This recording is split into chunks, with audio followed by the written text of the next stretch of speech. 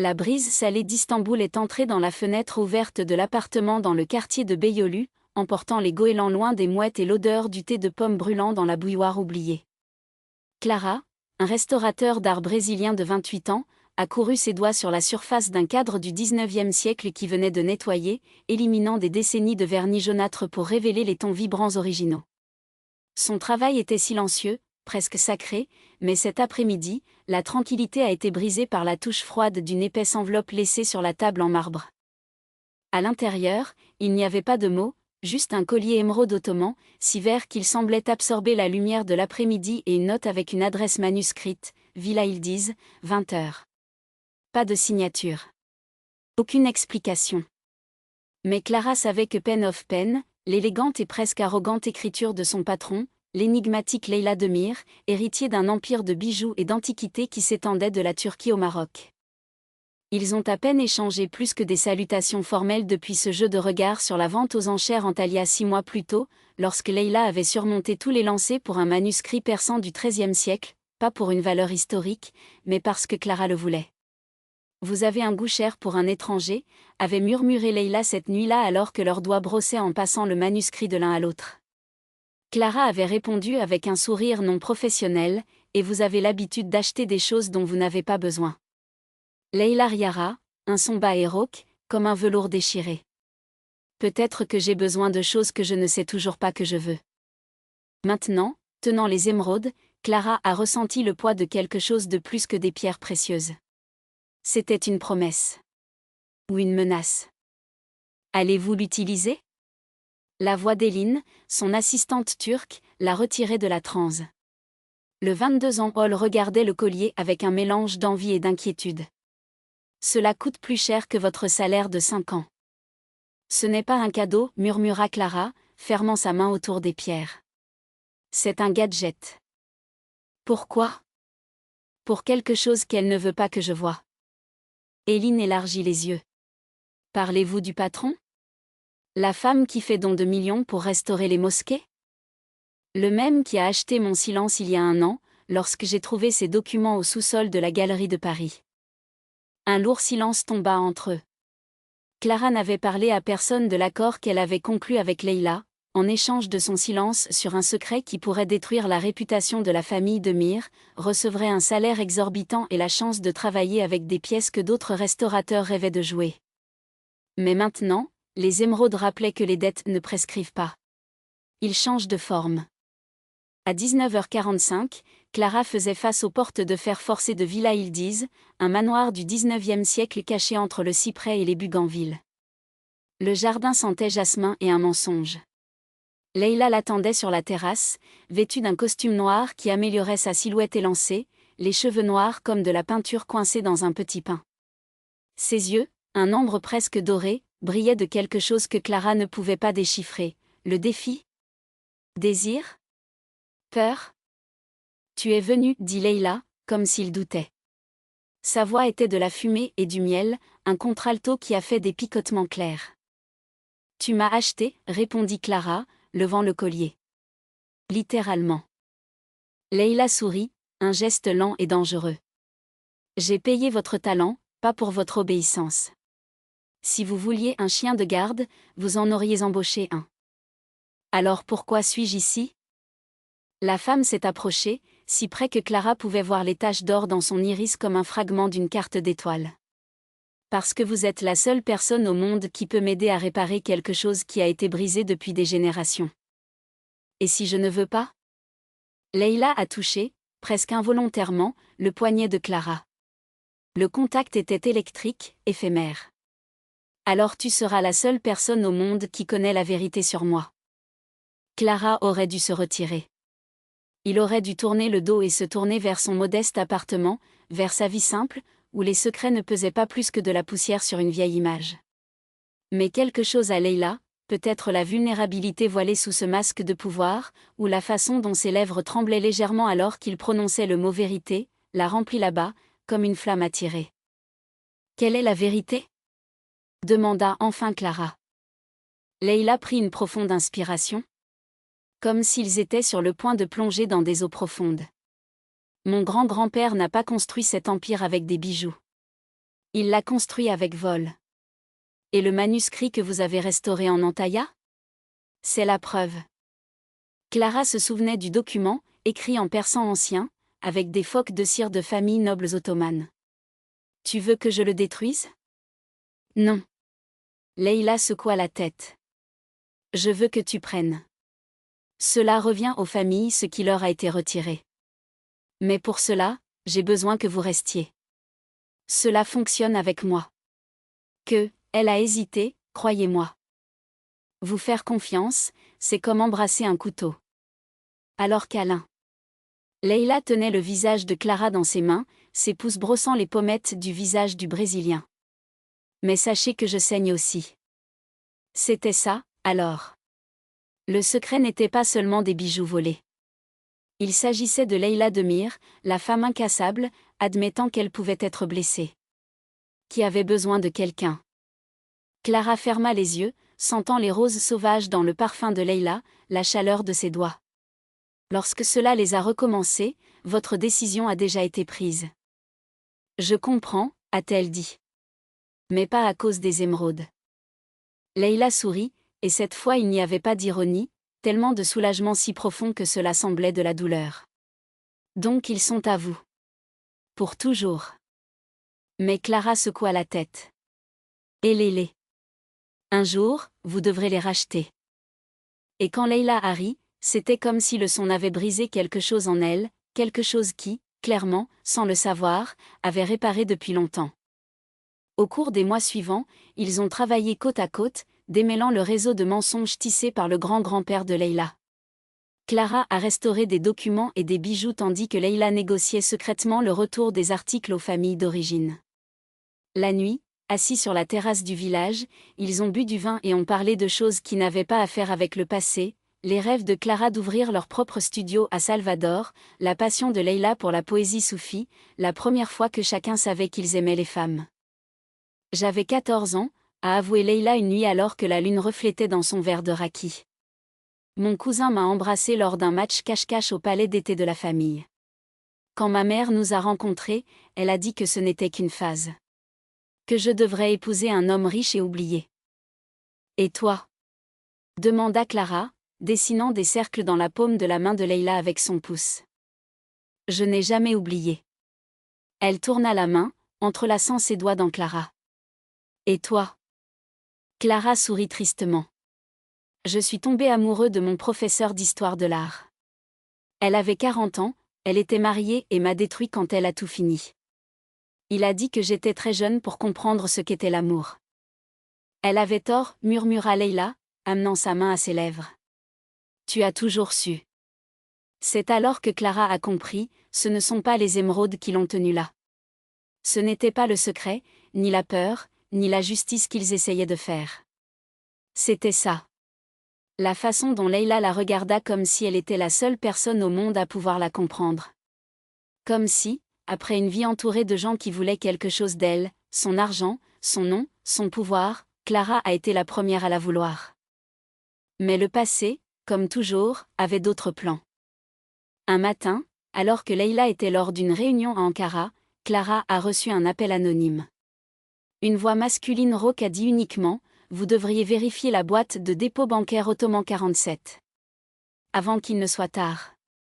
Le banc était dans le grand bazar, un dédale de magasins et de couloirs où l'or brillait sous des lampes jaunes.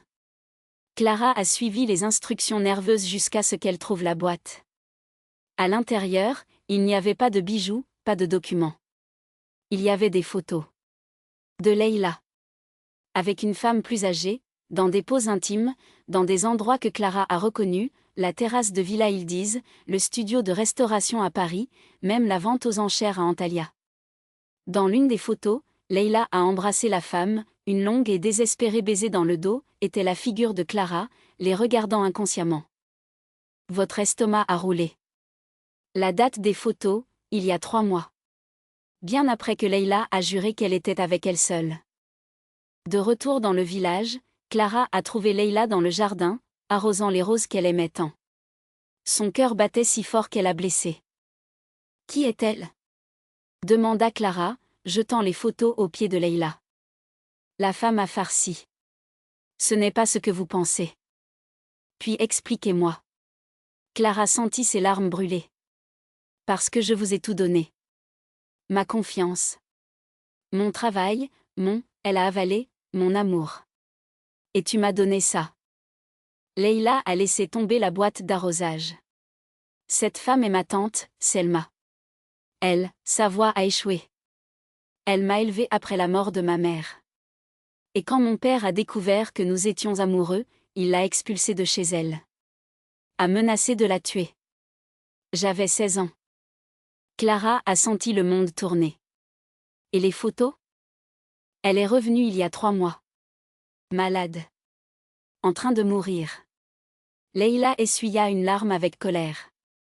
Je l'ai cachée ici, j'ai pris soin d'elle jusqu'au bout. Ces baisers n'étaient pas désirs, Clara. Ils étaient au revoir. L'air est sorti des poumons de Clara. Pourquoi tu ne m'as pas dit?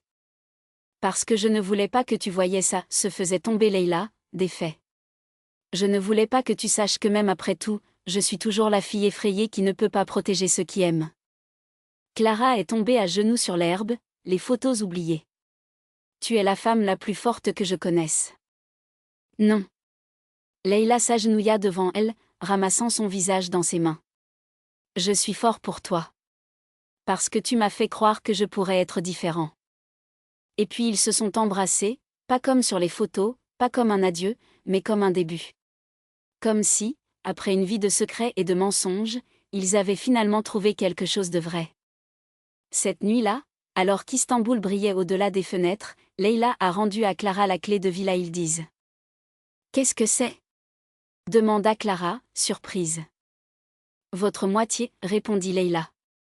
La moitié du village, la moitié des bijoux à gauche, la moitié de tout ce que j'ai. Je ne veux pas de tes affaires. Je sais. Leïla sourit pour la première fois sans aucun doute. C'est pourquoi je vous donne. Parce que tu es la seule personne qui n'a jamais rien voulu de moi, sauf moi-même. Et quand Clara a accepté la clé, ce n'était pas par des lustres en marbre ou en cristal italien.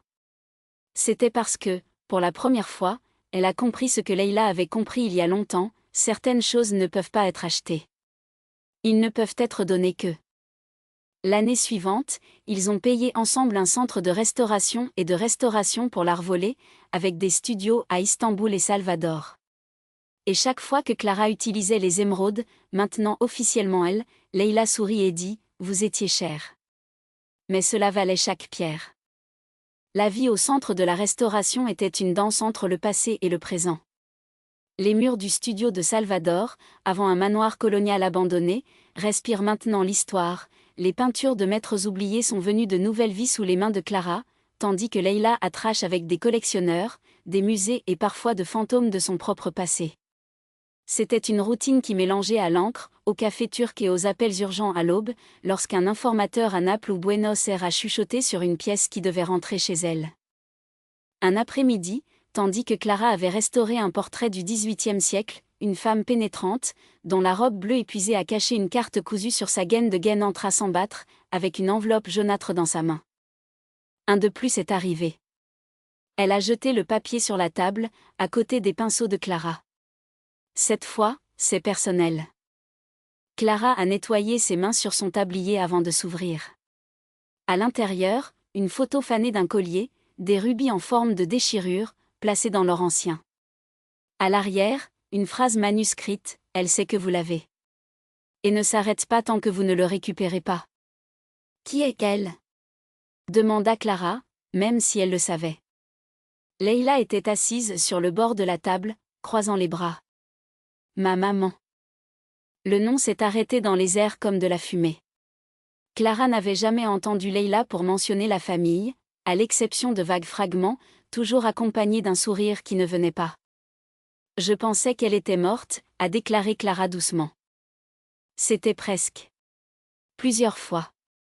Leïla a pris la photo, passant son pouce sur les rubis. Ce collier a été la première chose qu'elle a volée. Du cou d'une comtesse russe en 1989. J'avais 6 ans. Elle m'a laissé tenir les pierres une fois, juste pour m'apprendre cette beauté alors brûle mes mains. Clara se souvient de ses propres mains, marquée par des acides et des vernis, les nuits où elle s'est réveillée avec l'odeur de peinture sur ses cheveux. Et pourquoi le veut-elle maintenant? Parce que je l'ai vendu. Leila a ri, sans humour. Pour vous acheter, rappelez-vous? Clara a senti le poids des émeraudes autour de son cou, maintenant une habitude aussi naturelle que respirer. Et si nous venons juste, retour? Ah, Clara.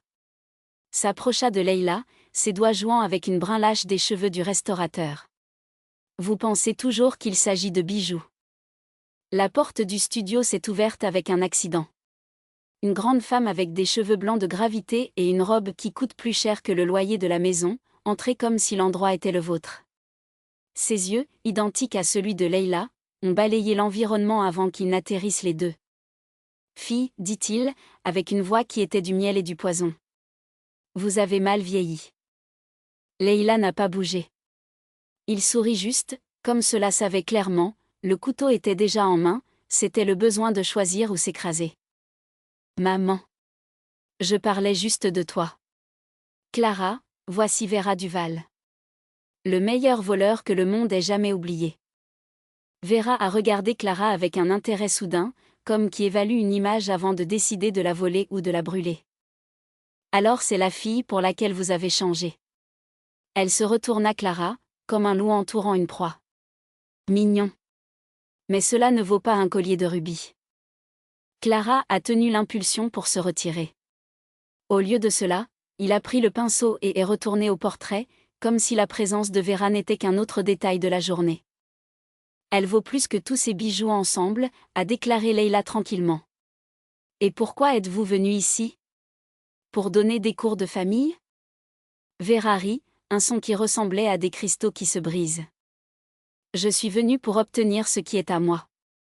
Et, en bref, faites-vous savoir, votre petit restaurateur a un passé plus sale que le mien. Elle a jeté un dossier sur la table. Des photos de Clara plus jeune dans un entrepôt sombre tenant une sculpture qui ne devrait pas être là. Clara se figea. Leila a ramassé le dossier, feuilletant calmement le mortel. Intéressant. Elle a regardé Clara, non pas avec charge, mais avec une véritable curiosité. Tu ne m'as jamais dit que c'était autrefois un voleur. Ce n'était pas tout à fait comme ça, murmura Clara. Bien sûr, c'était, interrompit Vera. Elle a travaillé pour le Belgrade Union. Il a volé, falsifié, livré. Jusqu'à un jour. Elle fit une pause dramatique, il a disparu. Comme si vous aviez trouvé quelque chose de mieux. Leila a laissé tomber le dossier. Et trouvé. Silence.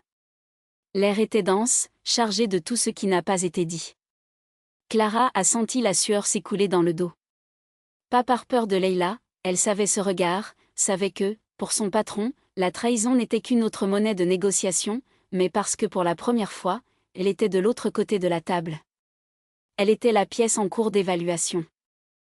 Vous avez deux options, a déclaré Vera, ajustant les gants. Donnez-moi le collier, et j'oublie que cette conversation s'est produite. Elle a souri à Clara, je dis à son cher partenaire ici exactement ce que vous avez fait avec ce Caravage en 2015. Leila n'a pas quitté les yeux de Clara. Alors? Et la vérité? Clara a avalé dur. Oui. Mais j'avais 16 ans. Et ils m'ont dit que c'était une copie. Tout le monde le dit, a commenté Vera, comme s'il parlait du temps. Leila s'approcha, si près que Clara pouvait voir les taches d'or dans ses yeux. Vous avez volé un Caravage. Je ne savais pas. Clara a explosé. Ils m'ont donné un faux nom, une fausse adresse, ils ont dit que c'était pour un collectionneur privé. Quand j'ai découvert la vérité, j'étais déjà à Amsterdam, avec la police derrière moi. Elle prit une profonde inspiration. C'est là que je me suis arrêtée. J'ai juré que plus jamais. Leila a touché son visage, le pouce passant sur la cicatrice presque imperceptible sur le menton de Clara, souvenir d'une fenêtre cassée cette nuit-là.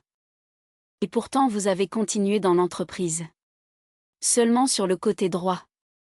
Parce que j'en avais besoin, murmura Clara. J'avais besoin de prouver que ce n'était pas ça. Que je pourrais réparer les choses. Vera soupira, ennuyée clairement avec le moment intime. C'est beau.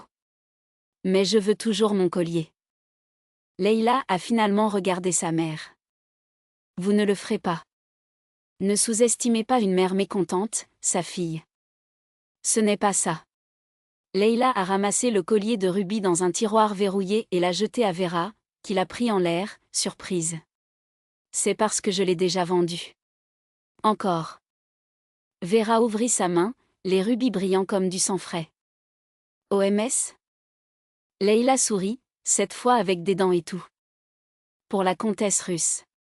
Ou plutôt, pour sa petite fille. Avec intérêt. Le silence qui a suivi a été brisé par le rire élevé et authentique de Vera. Vous avez toujours été mon préféré. Clara a regardé les deux, la similitude des gestes, la façon dont ils ont suivi le jeu jusqu'à la fin. Et il a finalement compris qu'il ne s'agissait pas de bijoux. Ça n'avait jamais été. Il s'agissait de choisir de quel côté de la table sur laquelle vous vouliez vous asseoir. Et elle avait déjà choisi.